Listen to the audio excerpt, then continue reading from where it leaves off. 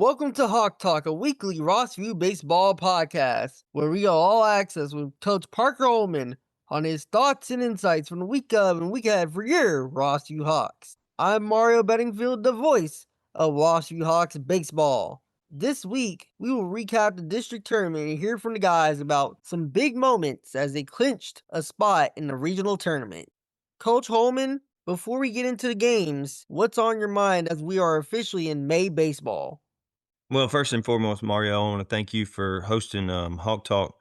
You do a terrific job, and I look forward to talking to you every week and being able to give our listeners some inside information and insight to our program. But that wouldn't be possible without you, so I want to thank you on that.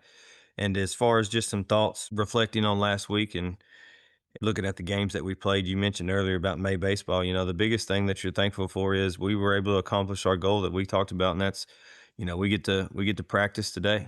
And this week's message will be no different. We want to find a way to practice next Monday, and we want to keep trying to find ways to practice the following Monday and until they won't let us anymore. And just hats off to our guys and the program for doing what they needed to do to make sure we captured and secured another Monday practice, and look forward to getting the region tournament going this week. All right, coach, let's take a look back at the district tournament. On Wednesday, the Hawks played Northeast in the first round and put up 13 runs on 12 hits. There were several guys with multiple hits in this one, and the pitching staff held the Eagles to just 3 hits on the other side. Talk about this one, coach. Well, I mean, anytime that you start tournament play, getting off on the right foot's big, and winning game one usually looms pretty large. And that was no different in the tournament that we just got done playing in the district. I thought we did a really good job early in the game of not only pitching it well, but we defended it well and had some damage control, and got the ball back to the offense very, very quickly for the bottom half of the first inning. And we were able to take that momentum and run with it. I thought we made some good adjustments after seeing that kid for the first time in the regular season. He did a good job keeping us off balance, but the second time that we saw him on that Wednesday night to open up district play, I thought our offense did a good job of making adjustments and just being mature. I thought we demonstrated a club that had grown up since the last time that we played Northeast in a lot of facets, and that was good to see. And we come out with some energy, and we're able to get game one under our belt with a win. On Thursday, the Hawks met the Clarksville Wildcats in the winners bracket and got off to a great start with Avery Van Rickley on the mound. The offense got some things going early and put up 5 runs in the third, but the Wildcats chipped their way back to walk it off in the seventh. What were your thoughts on this one? Well, honestly, the first thing that comes to my mind right there is I just appreciate the fact that um, we got VR's last name correct, unlike Clarksville now, and the fact that it's Ben Rickley and not Ben Wrinkle, because he definitely earned the right to have his name spelled correctly in the paper there with the performance that he gave us on that night. And as you said, unfortunately, once his outing ended, they chipped away and walked us off in the seventh. And there were a lot of things that go into that. And, I'll take credit in that as much as the kids. It was, just some mistakes that give Clarksville credit. They capitalized on and were able to walk us off. But I was really proud of our effort there. Um, I thought we had the game won until the final three outs. But there's always things you can reflect back on, and you can play the what if game, but our kids do a good job of never allowing that to be the situation, and I'd like to think our coaching staff does as well. So we move forward from it, and went on to the next. And, make sure we won the next one, so we get to secure another Monday. On Friday, the Hawks played Kirkwood in a must-win game to secure a spot in the Region 7 tournament.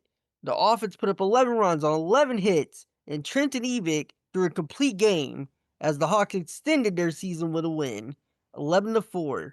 Tell us about this one, Coach. Well, I mean, it was a big win because that gives you your second win in the district tournament, and it solidifies the fact that you get to practice Monday and get to participate in the region tournament this upcoming Friday. So no doubt it was the biggest win of our season, just because it guaranteed the fact that we get to do all this for one more week.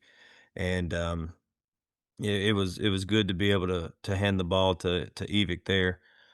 Even though in retrospect, I probably wish, going back, hindsight 2020, would have burned him on Thursday night to give us the win against Clarksville High there.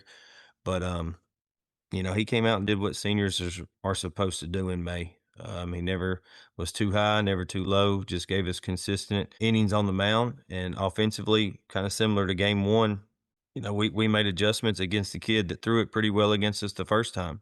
The left-hander from Kirkwood had some success against us the first time. I think he went 5 scoreless innings, and we responded in a good way, which also, the credits to our guys and our players. It just shows maturation. It shows growing up, and it shows the fact that they're trusting their training and going out there and competing and making in-game adjustments. And finally, on Friday night, the Hawks met the Wildcats for a rematch in the district championship. The Hawks struck first with 2 runs in the first inning, but CHS will find their way back, and in extra innings, the Wildcats will once again walk it off. Take us through it, Coach. Well, you don't want to get walked off twice in a week, especially by the same team there. But not going to knock what those guys did across the way. They beat us in those games, and we didn't do enough to win them. But I was really proud of the effort that we had in the district championship. We play a very emotional game. The first game at 4 o'clock, we don't get any rest. I think we get a 25-minute break in between. Our pitching staff is pretty thin. That's no secret to anybody. We've had some unfortunate injuries along the way and had to overcome some things. But with that being said, man, we've had some guys that have really stepped up, and some that we knew about before that game. But even that game in the district championship, it's always a good thing when you can find more help. And I definitely think that's what we found in that outing there, and gave us a chance to win it. And we had some innings where we didn't play catch great, and that's going to happen in high school baseball. No big deal. But the kids were competitive. They were just as hungry as the first time that we played them in the district tournament, and they expected to win. They didn't use the fact that they were tired, or we were thin in pitching. They just kept playing and kept in the fight. And if we can do that this upcoming week, I like our chances. Coach Holman, there were a lot of great moments throughout the last few days. Let's take our listeners inside the dugout for an opportunity to hear from the Hawks. Today we are joined by several Hawks who have put big stamp on the district tournament. Coach, I'm going to turn it over to you guys. Mario, thank you for turning it over to me for today's Inside the Dugout portion of our Hawk Talk. As you mentioned earlier, we have quite a few guests on with us today. We have Senior Jackson Perry, Senior Jaden Gaylor, Senior Gabriel Michelina, Senior Trenton Evick, Junior Beckett Hazelhoon, Junior Avery Van Rickley, Junior PJ Perico, and our 2 sophomore pups today, which are Ethan Pickett and Keegan Slaughter. JP, I'm going to start with you today.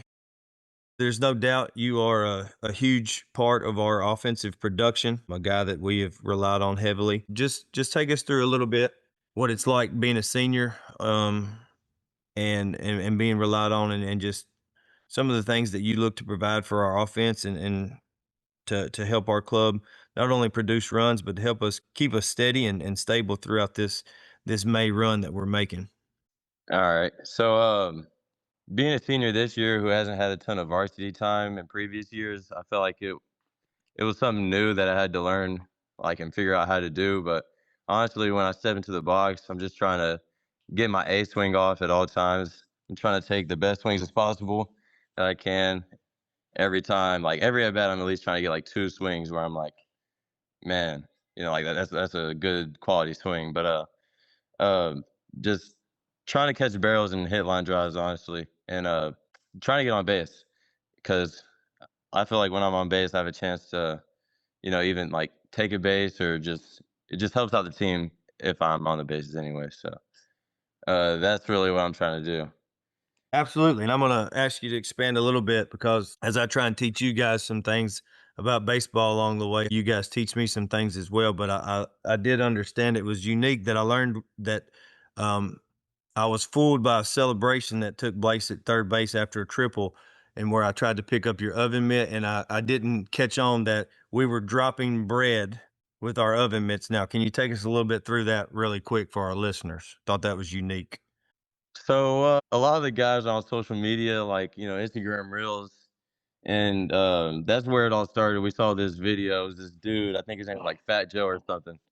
He was sitting on a couch on the stage in front. I think it was like a live podcast or something, and he had a ton of money in his pocket, and he was like trying to move to get it out of his pocket so it could like fall on the ground and uh like the audience could see. But that's really where it started from. Then this one dude just said that he was dropping bread and that he was spilling money everywhere. So that's what we use. They talk about in the dugout, like when we're chirping or when we're talking to our guys, we'll say that they're, dropping bread. So I just wanted to do something new as a double or triple celebration.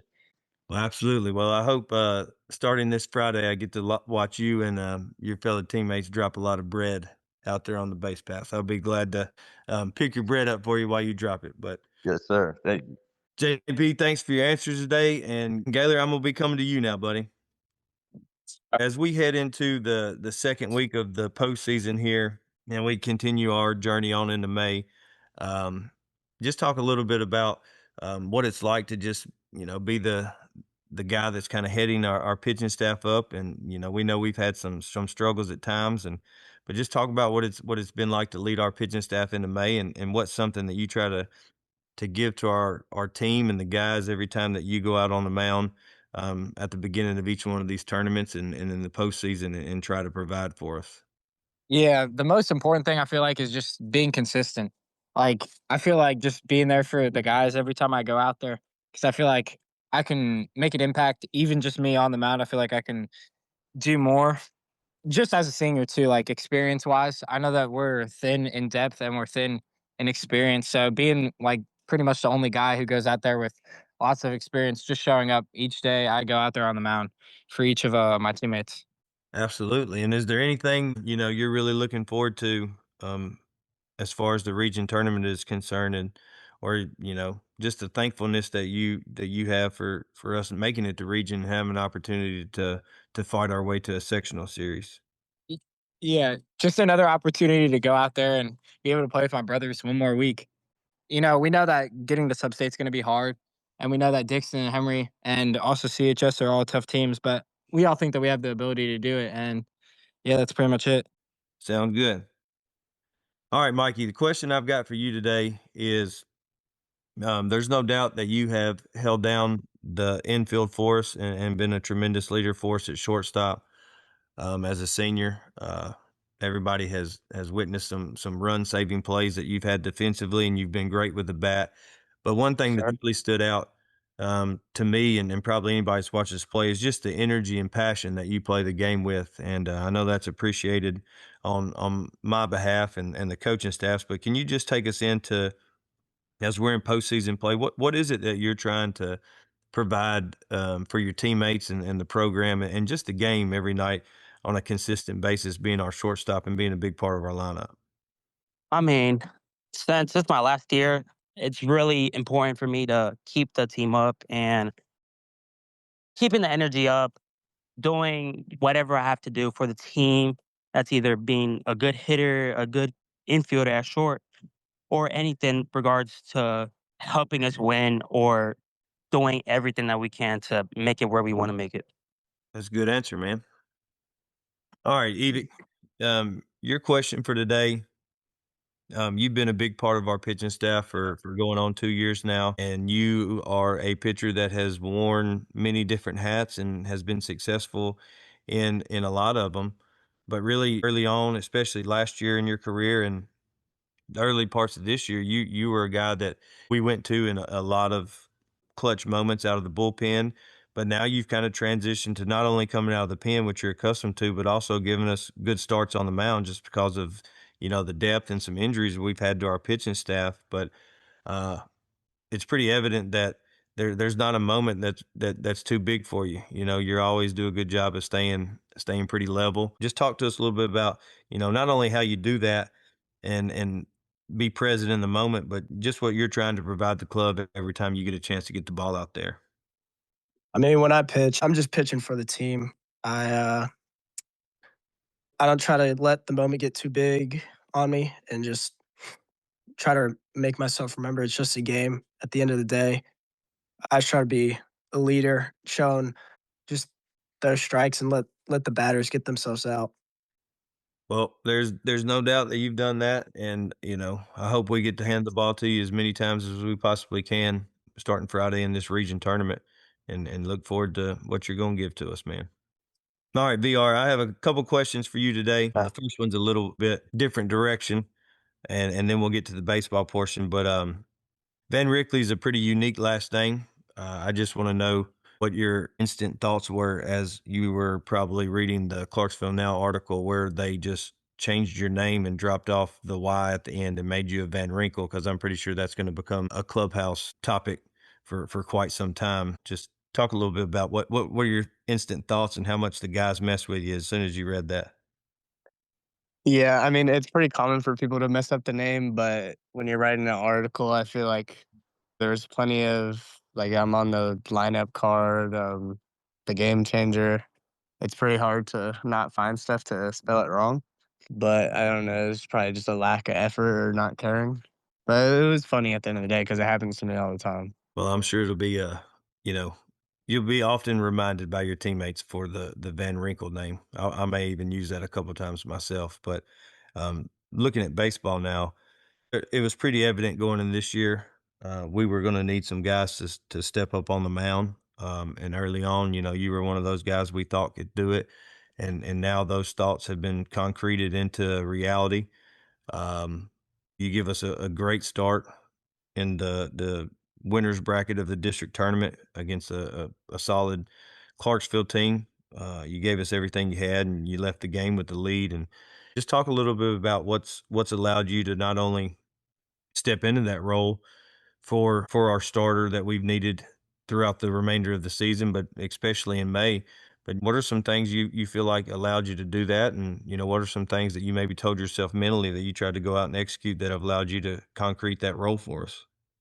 Yeah, I just kind of went into the game telling myself to be confident. And like Evic said, remember, it's just a game and it's not the most important thing in the world. But obviously, I'm a competitor and I wanted to win that game.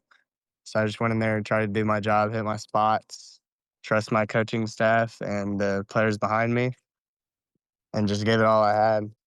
Well, absolutely, man. And as I told, Evic and Gaylor earlier, I hope we get to hand it to you as many times as we possibly can in the month of May, because I like our odds and I like the competitor that you give us on the mound. Gives us a chance to win every time out, and we appreciate that. Yes, sir. Thank you. All right, PJ, your question for today. Um, Not only have you been a guy in the outfield that saved a lot of runs for us by covering some ground, but really, really stepped up as of late, especially the end of April and going into May. Um, the most important time of the year, you've gotten hot and you've gotten confident and really aggressive at the plate, and you've reaped the benefits of that. But just take us through your mindset and what you're trying to give the guys in our program in the box every day, and just talk a little bit about the competitive nature that we've seen out of you really this last month, and just kind of how you've taken your game to another level there in the box for us. Well, I just think it all started when I stopped trying to do too much and just trusted my swing, honestly, and tried not to chase pitches, hit pitches that I hit well, and that's really helped me stay hot this past month. But in the box, I'm just trying to hit balls hard, hit balls well, and then come through in RBI situations for runs, which will inevitably help us win. And yeah, That's a good answer. I don't have anything to add to that unless you want to, buddy. no, sir. All right, Beckett, your question that I got for you for today, as each guy coming on today has been a little bit different. Same message, but everybody's got a little different personal outlook on it. But obviously, for you, you get back to your first full week of being able to be a constant staple in the lineup. You know, worked hard to get there. Obviously, gave us some big swings and big at bats, but more importantly than the results, just speak a little bit about how thankful you are to be a part of this May journey that we're on, and trying to make sure we secure another Monday practice, and really just how thankful you are to be able to play the game that you love again with the guys that you do it with every day. I mean, yeah, I'm very thankful to be back on the field. Wasn't promised to me when this whole journey started, so very excited to be back out there with the boys and being able to have an impact on the field. Um, we're very excited for this next weekend. I look forward to playing on the road, showing up and trying to take care of business of someone in their own home park. It's always fun. It's always emotional. It's always a high stakes, high environment. So I'm very excited to try to go get one more week with the boys. Sounds good. All right, young pups, are both of y'all ready? Yes, sir. Piggott, you're up first. And I got two questions for you today. The first one's going to be baseball oriented, and the second one's just going to be a little bit of a clubhouse inside joke that we've had for quite some time. I always think those are unique, just to give our listeners and a little inside angle to some of the camaraderie that we have. But as far as baseball, we've had quite a few guys step up this year, and you being a sophomore, one of those pieces that's really stepped up for us. You have a very good day or a very good week at the plate for us in the district tournament with some big swings there that got us back into games or able to secure some games for us. And just as a sophomore, just talk about what are some of the things that you've accredited to some of your late season success here at the plate. What are some things that you've done or maybe that you've grown in that have allowed you to do that and produce for our club in some big moments? Well, in the past, I feel like I've really focused on selfish at bats and looking at stats a lot. And coming to recent times, I've really tried to just contribute to the team and what the team needs in situational at bats and things like that. All right. And maybe speak a little bit on as far as that maturation process at the plate. What are some things that you've done for yourself mentally that have helped you stay aggressive and take the fight to the pitcher in these late important games down the stretch for us? Well, like you said, taking the fight to the pitcher, I've really tried to capitalize on that. And anything in the zone that I'm sitting on and ready to hit, I've been trying to hit it early in the count and get ahead. That's good stuff. Now this question, Pickle, I have to admit that I've probably been looking forward to this one more than any of the other ones in the inside the dugout portion. So this one's going to give our listeners a little insight to some of our camaraderie. Okay, and we all know we live in a day and age of social media, but it is very apparent that you operate under many different names: Pickett, Pick, Pickle. I use a variation of either Pick or Pickle. Both of them are pretty common for me. But take the listeners in to the identity of this alter ego that you have, which we all know you as Smokey O'Day. Can you allude and expand on, where that started, where it came from, and how you have embodied this alternate personality of Smokey O'Day? It started on the car ride. I believe it was me, Beckett, and Gabe. It was in the car ride with you and Coach Fag on the way to Dickson County, I believe. And there was just an old video of that I used to watch when I was younger. I forgot what his name is, but just the guy who presumed is like the 1950s character Smokey O'Day, and just kind of laughed at that for a while and joked about it, and kind of just turned into me as Smokey, and just kept going as that. All right, Slaughter, you're going to wrap us up for today. The last question that we have on the inside the dugout portion of Hawk Talk here. The common theme that we've had through many of the guest speakers that we've had on today is, guys have had to step up and fill roles, whether that's on the pitching staff, in the lineup. We've had to cover multiple injuries throughout the year, and, we've had to be creative. But, anytime that you step in for a senior catcher, those are big shoes to fill. And, Sim's dealing with multiple injuries. He's got, an ankle thing going on right now. Hopefully he's going to recover sooner than later. But you've done a good job of providing stability to our pitchers behind the plate. And that's never an easy job to do. It's one that doesn't get the credit it deserves, but you've done a fantastic job of doing that and really taking your game to another level for us defensively behind the plate. But just take us in through your thought process of once your name was called to do that for us, and not only do it for us in the latter part of the regular season, but even in May where the stakes are at an all-time high. What are some of the things that you were excited for, and what are some of the things that you tried to tell yourself going in those moments so the moment didn't get too big? Honestly, I was just really excited. I mean, the last 2 years, this year and last year, it was just really exciting to be able to past years watch Matthew and Cole, just watch them play, and then over time working on myself on training, I was just really excited and be able to play catcher, be the command of the whole field. It was just really exciting to do. And what are some of the things in the postseason here as we go into the region tournament? What are some of the things that you're excited about and looking forward to as far as cutting your teeth for the first time in the region tournament here?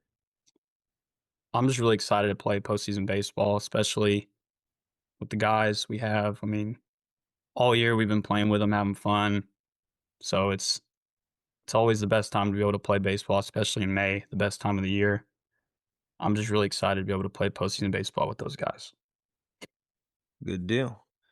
All right, boys, I'm gonna wrap up the segment here. I'll see you guys all Monday for 4 good trainings before we go shock the world and make a sectional. All right. Yes, sir. Thank you. Sure. All right, that will conclude today's Inside the Dugout portion of Hawk Talk. And at this point, Mario, I'm sending it back to you. All right, coach. As the Hawks head to the Region 7 tournament this week, they will start with a Friday matchup against Dickson County at 7 p.m. Talk about game 1 and then walk us through the tournament format and what Saturday might look like. I mean, first of all, you got game 1 of the region tournament against a very talented and well-coached Dickson County team at their park at 7 o'clock for the nightcap. So that will be anything but easy. We know we have our work cut out for us. They're going to be extremely well prepared. They're going to be competitive in everything they do. They're going to be, coached well. And it's one that we're going to go have to take it from them. They're not going to give it to us. And it's also one for me personally. You know, I enjoy it because there's not a better guy in the world that you could coach against than Coach Parker. Rodney Parker is one of the best, if not the best, guys in the game. I have the utmost respect for him. I think he does a tremendous job. Um, and I'm extremely excited to get to compete and share a field with him on Friday night and get this thing kicked off. As far as Saturday goes, the region tournament, the format is a little different than district. It is double elimination, but if you are fortunate enough to win the Friday night game, you'll turn around and play the early game on Saturday, which is the region championship. And then the winner of that game will be the automatic 1 seed and will host the sectional series. But if you were to lose that first game, you'd also play Saturday in the 3 o'clock game, I believe. And if you were fortunate enough to win that one, you would then turn around and play again at 6. And then that game would be determined the 2 seed for the sectional series for the team that would go on the road. So, the setup is unique for region tournament. It is a lot of baseball in a very short time frame. You have quick turnarounds. For example, that 7 p.m. game, the winner of that game is going to play again at 12. And for us, you're looking at coming home, getting off the field at 10. If we were fortunate enough to win the game, we're going to be back in our own cages by 8:39 in the morning and then take BP and then leave out for Dickson again. And if you happen to lose that game, you got to do the same thing and be back there for 3 and hopefully prep your minds to play 2 games if you want your season to continue. You got to find 2 wins before you get 2 losses. And it's an extremely competitive field. Henry County, Dickson County, and obviously CHS from our district, they're all competitive teams. Anybody can beat anyone in this tournament, and that's what makes it fun. You gotta find ways to raise the stakes in your mind, but also understand this is a game. And as long as I go out there and compete as hard as I can and control the controllables, I'm okay with how the cards fall. If we get beat, that's okay. Losing's not, and that's what we're going to try and do. We're going to try to go out there and make somebody beat us while we're trying to beat them. With a 4-day break, talk about how you and your coaching staff will use this stretch to get the guys rested and ready for the weekend. Well, I know it's a common theme. I've talked with multiple coaches, and there's guys that they complain about. Well, we haven't played since last Saturday or Friday, and I kind of see it as a blessing. We get Monday, Tuesday, Wednesday, and Thursday to have 4 training days. And, the message to our guys is the same as it's been all year. When Friday night starts, we're not going to go and work baseball. We're going to go and play baseball. Now, Monday through Thursday, we're going to work. that's where we're going to train, and we're going to train like it's life or death, and we're going to get ready for the fight that we know is ahead of us. And we're going to push the guys pretty hard. We'll give them a day to rest their bodies and do some things, but we're going to have maybe 3.5 days where we're going to get after it, and we're going to prepare for a very competitive and hard-nosed region tournament. And we're thankful for the 4 training days that we have, and we'll give some guys some rest, especially those who need it, whose bodies are a little bit banged up. But we're extremely thankful for the opportunity to have those 4 days to not only recover our bodies, but to train for the fight. Then we know that's ahead of us, because there's going to be nothing easy about um, making it out of this region, whether you're the 1 or the 2 seed. And you're going to earn everything you get.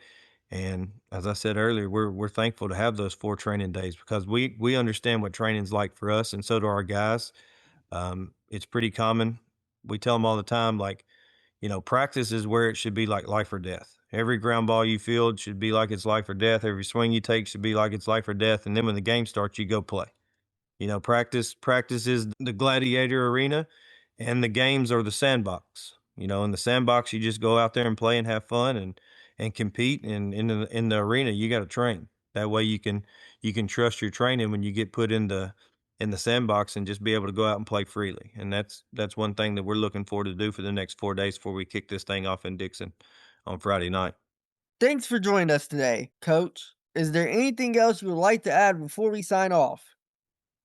Well, as always, Mario, I want to thank you for everything that you do, hosting our podcast and the coverage and opportunities you provide for for not only listeners to hear a little bit insight about our program, but you just provide our young men an opportunity to have a voice, and for people to hear that voice and give them more insight from a player perspective in our program. Because players are the ones that lead our program. I'd like to think that I'm pretty player friendly. I put a lot of trust in our guys, and they do a good job of handling that trust for the most part. But I want to thank you for giving us that opportunity. I want to encourage everyone to come out and find a way to come support one of these 4 teams in the region tournament. It will be really good baseball. It'll be competitive. It'll be a good atmosphere. You'll watch a lot of young men compete as hard as they can. Unfortunately, only 2 of the 4 teams will get to play next Monday, and that's what we're all going to be working towards. But if you get a chance to come and support them, I'd highly urge you to do that. And then lastly, I just want to thank everybody that has supported us along this journey, no different than the ones we've had in the past. We're excited to be able to practice another Monday, and we're going to work as hard as we can to ensure that we give ourselves an opportunity to practice one more Monday, because that's the goal. All the plaques and the trophies and awards and all those things that people sometimes get fixated on, those things fade. Um, and I promise you, been fortunate enough to be with a team that won the state championship. I can remember 2 days after that, I was like, man, that was awesome, but this is it. And it's just an eye-opening moment for me to understand that, winning doesn't need to take the front seat. Winning's a byproduct of trusting young men and pushing them as hard as you can, and giving them the reins when the reins are needed to be given to them. And I'm excited for this team to have an opportunity to write their own story here as we go into the region tournament, as we have the teams in the past. And as always, go Hawks, baby. And on that note, fans can follow the Hawks on Game Changer and find schedules, scores, and game recaps on our website at www.rossbyhawksbaseball.com. Tune in again next week as we catch up with Coach Holman at the end of the regional tournament. Thank you for tuning in to Hawk Talk. For Mario Bedingfield and Coach Holman, we're out.